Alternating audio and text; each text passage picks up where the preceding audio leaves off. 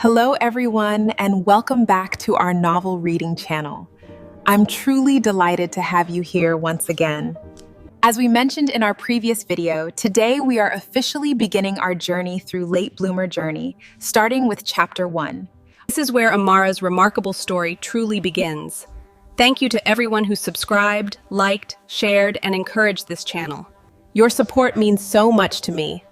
This channel is for everyone who loves inspiring stories and life-changing lessons. As we read together chapter by chapter, I encourage you to leave your thoughts, suggestions, and predictions in the comments. Now, get comfortable, relax, and let's begin. Chapter 1: The Scar That Became My Strength. The young woman sitting across from me could not have been older than 25. Her hands trembled as she held a cup of tea. Her eyes were swollen from hours of crying.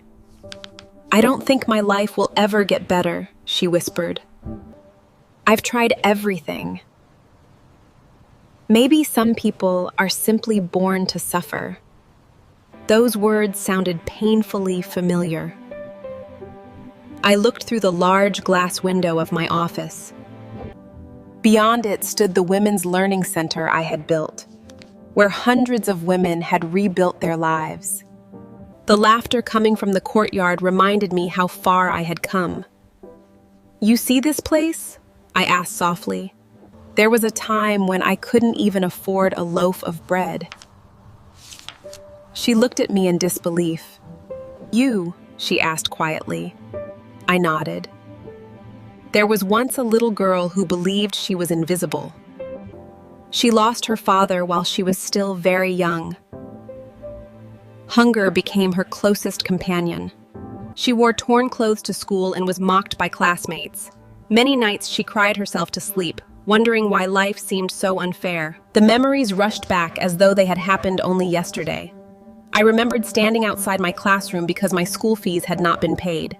I remembered watching other children eat while I drank water to silence my hungry stomach.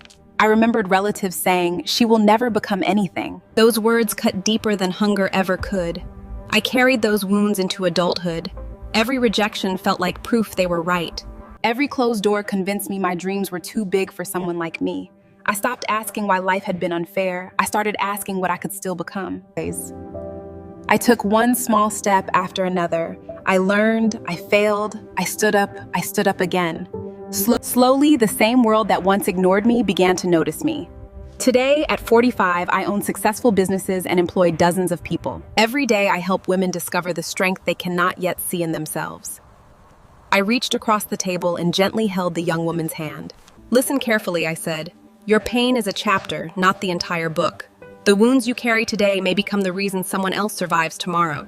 Don't measure your future by your present circumstances. Some flowers bloom early, and some bloom later. But every flower is beautiful in its own season." Tears rolled down her cheeks, but this time they carried hope instead of despair. For the first time since she walked into my office, she smiled. And in that smile, I saw myself, the frightened little girl who once believed her story was over, long before it had truly begun. And that brings us to the end of Chapter 1 of Late Bloomer Journey. I hope this chapter reminded you that your past does not determine your future. If this story touched your heart, tell me your favorite lesson in the comments below. Please subscribe to the channel, like this video, and share it with someone who needs encouragement today. Your support helps this story reach more hearts around the world. I can't wait to continue this incredible journey with you in Chapter 2. Until next time, remember, your story isn't over yet.